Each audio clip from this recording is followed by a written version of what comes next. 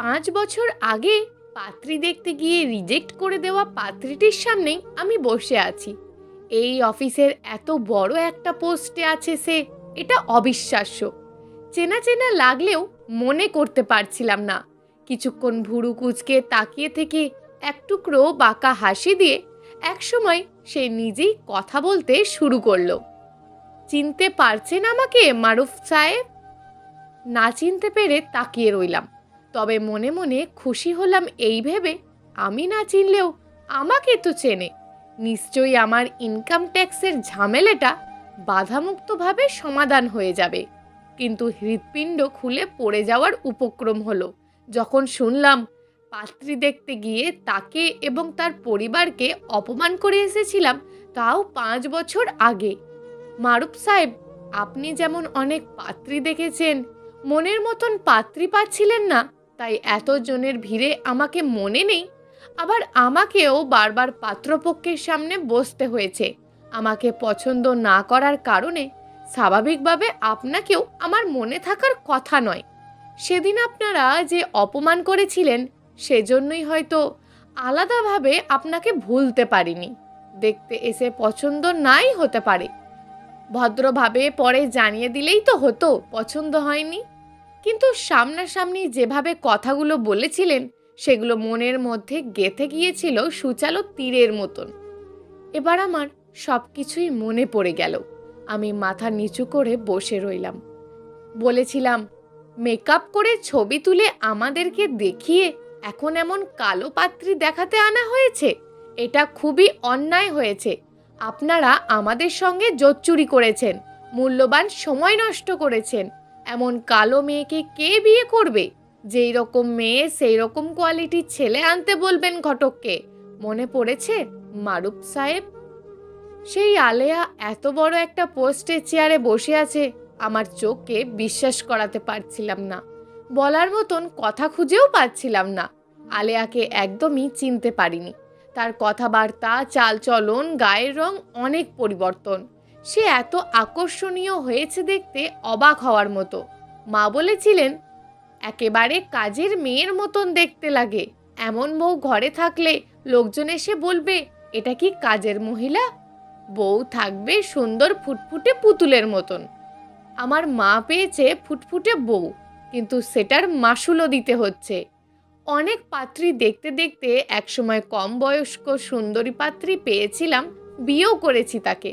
তখন থেকে আমার জীবনটা নরকে কাটাতে হচ্ছে। জীবন থেকে শান্তি চলে গেছে। আমার পরিবারের সাথে তার কখনোই বনিবনা হয়নি। এক সময় বাসা আলাদা করতে হয়, যাতায়াতও আস্তে আস্তে কমে আসে। তার আবদার কখনোই শেষই হয় না। তাহলে কি এই আলেয়ার মনে কষ্ট দেওয়াতেই আমাকে এই দুর্বিষহ জীবন পার করতে হচ্ছে? কি ভাবছেন এত মারুফ সাহেব? থাক সেসব কথা, এখন কাজের কথা বলুন। এখানে কি মনে করে? আমার একটা ছোট্ট ফ্যাক্টরি আছে। ইনকাম ট্যাক্স বাকি পড়াতে একসঙ্গে এখন অনেক বিরাট অঙ্কের টাকা দাঁড়িয়েছে। ফ্যাক্টরি করার সময় ব্যাংক থেকে লোন নিতে হয়েছে অনেক। এখন ট্যাক্সের টাকা সব একসঙ্গে দিতে গেলে আমার অনেক বড় ক্ষতি হয়ে যাবে। আলেয়া ফাইলপত্র সব ভালোভাবে দেখে বলল, আপনি ট্যাক্স ফাঁকি দিয়ে নিজেই নিজের সর্বনাশ করেছেন। এনকোয়ারি করার সময় সব কিছু স্পষ্টভাবে ধরা পড়েছে। এখানে আমার কিছুই করার নেই। আগে যা হয়েছে সেজন্য আমি অনুতপ্ত। প্লিজ কিছু মনে রাখবেন না। সব কিছুর জন্য আমি দুঃখিত। আপনার দুঃখিত হওয়ার কিছু নেই, বরং আপনারা সেদিন আমার নিজের কাছে নিজেকে চিনিয়েছেন। কিন্তু কিভাবে আপনি চাকরি? সে অনেক কথা। আপনি যদি আমার দিকটা দেখেন, আমিও আপনার দিকটা দেখব, আপনাকে খুশি করে দেব। আপনার যদি আপত্তি না থাকে চলেন না আগামীকাল কোথাও বসে বাকি কথা বলি। আলিয়া কি যেন চিন্তা করে একটু হেসে বলল, আগামীকাল এই সময় ফমি ক্যাফেটাতে চলে আসবেন। চেনেন নিশ্চয়ই? চিনি। আমি নিশ্চিত মনে বেরিয়ে এলাম আলিয়ার অফিসে। আসলে টাকা দিয়ে সব লোককেই কেনা যায়। আজ বাসা থেকে বের হওয়ার সময় প্রেমা ডায়মন্ডের নেকলেসের রিসিপ্টটা ধরিয়ে দিয়েছে। আজ এটা না নিয়ে গেলে ঘর দৌড় মাথায় তুলে ফেলবে। কিন্তু নেকলেসের এখনো 5 লাখ টাকা বাকি আছে। এই সময় এই খরচটা করা উচিত হবে না। আগামীকাল আবারও আলেয়া কত টাকা দাবি করে বসে। বাসায় ঢুকেই প্রেমা হাসি হাসি মুখ করে দৌড়ে এলো। নেকলেসটা এনেছো? আজ যাওয়ার সময় পাইনি, অন্য একদিন আনবো। কি আনোনি? কাল আমাদের কিটি পার্টি, আমি ভেবে রেখেছি ওইটা পরে যাব, শাড়ি টাড়ি সব ঠিক করে রেখেছি, আর এখন বলছো আনোনি? পুরনো গয়না পরে আমি যাব? ওইসব পরে তোলা ছবি ফেসবুকে সবাই আগেই দেখে ফেলেছে। হায় হায়, আমি মুখ দেখাতে পারবো না। আরও কত কি বলতে বলতে প্রেমা গলার আওয়াজ বাড়াতেই থাকলো। সেসব শোনার আর ধৈর্য রইল না। ওয়াশরুমে ঢুকে বসে রইলাম। মা বাবার ঝগড়া দেখে দেখে ছেলেটাও চুপ হয়ে গেছে। প্রেমা আছে শুধু তার আনন্দ ফুর্তি নিয়ে, ছেলের প্রতি ভালোবাসা নজরই নেই। একসঙ্গে স্বামী স্ত্রী বসে একটু চা খাওয়া, গল্প করা, এসব প্রেমার পছন্দ নয়। শ্বশুর বাড়ির কাউকে তার পছন্দই নয়। বাবার বাড়ির সবাইকে নিয়েই থাকতে চায়। তাদের জন্য দেদারসে টাকা ঢালছে। কিছু বললেই বলে, তোমার সব 2 নাম্বারই টাকার খবর আমি জানি, বেশি কথা বললেই সব ফাঁস করে দেব। আমিও শুনিয়ে দিই, তোমার খাই খাই স্বভাবের জন্যই এই 2 নম্বরই শুরু করতে হয়েছে। অনেকক্ষণ ক্যাফেতে বসে আছি, আগেই এসে গেছি। এমন লোকেদের কত তেল দিয়ে যে কাজ হাসিল করতে হয়। ওই তো দেখা যাচ্ছে আলেয়া আসছে। আমি উঠে দাঁড়িয়ে আমার অপোজিট চেয়ারে বসার জন্য এগিয়ে দিলাম। খুব শান্ত ভঙ্গিতে আলেয়া বসলো। দেরি দেখে একবার ভাবলাম আসবেন না। কেমন আছেন? নিশ্চয়ই মনের মতন বউ পেয়েছেন। মোবাইল থেকে ছবি দেখালাম। ছবিতে দুনিয়ার সবচেয়ে সুখী দম্পতি দেখা যাচ্ছে আমাদের। ভাবখানা এমন করলাম খুব কাছের কারোর সাথে অনেক দিন পর দেখা হয়েছে। খুব সুন্দর বউ পেয়েছেন, আপনার ছেলেটাও খুব কিউট। আমি হাসি হাসি মুখ করে সম্মতি জানালাম। আলেয়া বলল, জানতে চাইছিলেন না কিভাবে কি হলো? যে কারণেই হোক দেখা তো হলো। আমারও খুব ইচ্ছে করছিল আমার কথাগুলো আপনাকে বলি, সেজন্যই আসলে এখানে আসা। বলুন প্লিজ। সেদিন আপনারা আমাদের বাড়িতে এক গ্লাস পানিও খাননি। আপনারা চলে যাওয়ার পর কাঁদতে কাঁদতে আমি চোখ মুখ ফুলিয়ে ফেললাম। আব্বা খুবই ভেঙে পড়লেন। এক সময় আমার মনে হলো আমি কালো, এতে আমার কি দোষ? আমাকে সৃষ্টিকর্তা একদিকে কম দিয়েছেন, অন্যদিকে কিছু হয়তো 2 হাত ভরে দেবেন। আমি আব্বাকে বললাম, আব্বা, মেয়েদের জীবনে বিয়েটাই কি সব? বিয়ের পরে যদি অশান্তি হয় তাহলে বিয়ে না হওয়ার থেকে অনেক বেশি ভালো। তুমি সমাজের ভয় পাচ্ছ? সমাজ কাদের নিয়ে? সমাজের কে কি করে তোমার জন্য? যদি কোনোদিন কেউ আমাকে মন থেকে গ্রহণ করতে চায়, সেদিনই আমার বিয়ে হবে। এখান থেকে ঘটকের সঙ্গে আর কোনো যোগাযোগ করতে আমি যেন না দেখি, তাহলে আমার বেঁচে থাকার যতটুকু ইচ্ছা আছে তাও মরে যাবে। মা দাঁড়িয়ে দাঁড়িয়ে কাঁদছিলেন। বারবার সঙ্গের মতন সেজে পাত্রপক্ষের সামনে আমি আর কোনোভাবেই যাব না।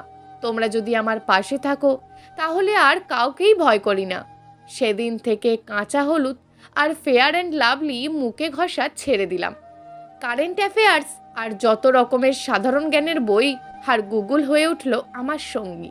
যতদিন না আমি আতিকের কথা বললাম, এর আগ পর্যন্ত আব্বা আমার বিয়ের কথা আর বলেনি। আতিককে? আতিকের সাথে আমার পরিচয় ফেসবুকে। প্রথমে বন্ধুত্ব হয়। সে আমাকে প্রতি পদে পদে আমাকে সাহস জুগিয়েছে, ভেঙে পড়তে দেয়নি। এক সময় বন্ধুত্ব থেকে ভালোবাসা। ভাবতে পারেন সে আমার চোখ থেকে আমার প্রেমে পড়েছে। বিয়ে হলো আমাদের। পরে বিসিএস পরীক্ষা দিলাম। আশ্চর্যজনকভাবে টিকেও গেলাম। আতিক এটাকে আশ্চর্য বিষয় মনে করে না। সে বলে, তোমার কষ্টের ফল তুমি পেয়েছো। আমার শ্বশুর শাশুড়ি আর আমার 1 বছরের বাচ্চাকে নিয়ে আমাদের সুখের সংসার। মনোযোগ দিয়ে আলেয়ার কথাগুলো শুনছিলাম। মনটা দুঃখে ভরে গেল। আলেয়ার সুখের কথা শুনে নাকি আমার দুঃখের কথা মনে করে তা জানি না। আলেয়া আবার বলল, কথাগুলো আপনাকে জানাতে পেরে খুব শান্তি লাগছে। আমারও ভালো লাগলো আপনার ভালো থাকার কথা শুনে। এবার আমি বর্তমানে ফিরে আসলাম। সরাসরি বললাম, আমার প্রবলেমটা সলভ করতে আপনার ডিমান্ড জানতে পারি? আমাকে সরাসরি ঘুষ অফার করছেন? এভাবেই তো সব চলে আসছে। আপনি যে চেয়ারে বসেছেন, এখানে বসে কেউ সৎ কাজ করে না। বুঝতে পারছি আপনার জীবনের সমস্ত কাজকর্ম অবৈধভাবে করছেন, এজন্য সবাইকে একই মনে করেছেন। এখানে আসার আগে আমার সম্বন্ধে একটু খোঁজ নিয়ে আসা দরকার ছিল আপনার। আমি কোনো ব্যক্তিগত শত্রুতা আপনার সাথে করছি না। আমার নীতি থেকে আমি এক চুলও নড়ব না। আর আমাকে যে সরি বলেছেন, এটা বলা দরকার নেই। আপনার জন্যই আমার জীবনে অনেক কিছুই আমি শিখেছি এবং অসম্ভব ভালো মনের একজন জীবনসঙ্গী পেয়েছি। সেজন্য আপনাকে অনেক ধন্যবাদ। আমি আপনার বিরুদ্ধে ঘুষ নেওয়ার অভিযোগ এনে আপনাকে চাকরিচ্যুত করতে পারি, জানেন? অনেক ওপরের লেভেল পর্যন্ত আমার জানাশোনা আছে, তবে আমার কথা মেনে নিলে কোনো ঝামেলাই হবে না। এতক্ষণে আপনার আসল রূপ বেরিয়ে এলো দেখছি। আমি কোনো ঝামেলায় যেতে চাই না। আপনি মেনে নিলেই আপনারও লাভ হবে, আমারও। আলেয়া অনেক চুপ করে থেকে বলল, আপনার জন্য দেখছি আমাকে আসলেই কিছু করতে হবে। 20 লাখ লাগবে, তবে সম্পূর্ণটা না হলেও ট্যাক্স আপনাকে দিতে হবে 20 লাখ। সম্পূর্ণ ট্যাক্স দিলে এর থেকে কত গুণ বেশি হবে হিসেব করেছেন নিশ্চয়ই। সেই তুলনায় এই অ্যামাউন্ট কিছুই না। যদি রাজি থাকেন, চেক নিয়ে আগামীকাল অফিসে চলে আসবেন। আর কোনোভাবেই এ কথা যেন লিক না হয়। যাক, শেষ পর্যন্ত ম্যানেজ হলো তাহলে। মেজাজটা ফুরফুরে হয়ে গেল। পরের দিন আলেয়ার অফিসে আমার পাশে দুজন পুলিশ অফিসার এসে দাঁড়ালো। তখনও আমি বিশ্বাস করতে পারছিলাম না আলেয়া আমাকে এভাবে ফাঁসিয়েছে। আলেয়ার অনেস্টিতে অফিসের কারোর কোনো সন্দেহ নেই। এরকম একজন অফিসারকে ঘুষ অফার করাই অনেক বড় অন্যায়। এক অন্যায় ঢাকতে গিয়ে আরেক অন্যায়ে জড়িয়ে গেলাম আষ্টে পৃষ্ঠে। আমি একেবারে শেষ হয়ে যাব আমার সম্পদের হিসেবটা চাইলেই। আলেয়া বলল, আপনি আমাকে হুমকি না দিলে এসব কিছুই হতো না। আপনাদের মতন মানুষের জন্যই সৎ মানুষ সৎ থাকতে পারে না। আপনাদের মতো অন্ধকারের মানুষরা মানুষকে অন্ধকারের দিকেই শুধু ঠেলে দিতে জানে। একজন সুপুরুষকে দেখিয়ে আলেয়া বলল, এই হলো আতিক, আমার হাজবেন্ড। আজ ওর অফিস থেকে ছুটি নিয়েছে এই পরিস্থিতিতে আমার সাথে থেকে আমাকে সাহস জোগাতে। আতিক বলল, সব জায়গাতেই আলেয়ার মতন কিছু মানুষ এখনো আছে। আশা করি একদিন আলেয়ার মতন মানুষেরা সমাজটাকে বদলে দেবে। প্রিয় দর্শক, এই গল্পটা আপনাদের কেমন লাগলো তা অবশ্যই একটি কমেন্ট করবেন। আর যদি গল্পটা আপনাদের ভালো লেগে থাকে তাহলে ভিডিওটিতে একটি লাইক করে দেবেন। এই ধরনের ভিন্ন স্বাদের গল্প শোনার জন্য চ্যানেলটিকে অবশ্যই সাবস্ক্রাইব করে আমাদের সঙ্গে যুক্ত থাকুন।